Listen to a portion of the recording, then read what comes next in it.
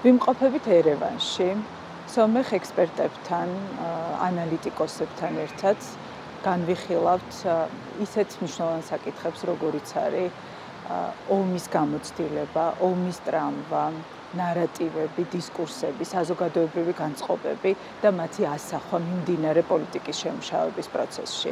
Ვფიქრობთ დღეს, სწორედ დღეს, როდესაც რეგიონში ომია, გულისხმობთ რუსეთის ომს უკრაინაში და დიდი ხანი არ არის გასული, რაც სომხეთსა და აზერბაიჯანს შორის მეორე ომი დასრულდა, რომელსაც მნიშვნელოვანი პროცესები მოჰყვა და ამ პროცესში იმყოფება დღეს სომხეთი და აზერბაიჯანი.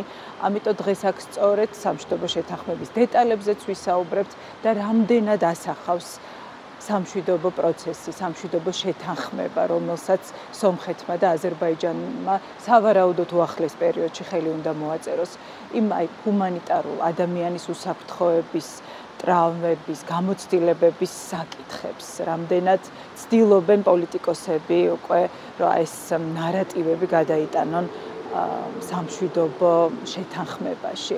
ასევე ჩვენ საშუალება გვაქვს, რომ ჩვენმა ქართველმა ექსპერტებმა გაუზიარონ თავიანთი მოსაზრებები, საზოგადოებრივი აღქმები, ომის გამოცდილებები და ის მიმდინარე პროექტები თუ მნიშვნელოვანი ინიციატივები, რომელშიც ისინი ჩართულები არიან.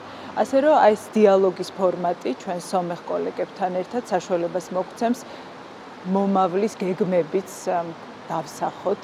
რისი გაკეთება შეიძლება, რისი რესურსი გვაქვს და რა არის მნიშვნელოვანი იმისთვის, რომ სამხრეთ კავკასიაში მდგრადი დიალოგის პროცესები არსებობდეს ყველა დონეზე და უპირველეს ყოვლისა მნიშვნელოვანია სწორედ საზოგადოებრივი ჯგუფების ჩართულობა ამ პროცესში.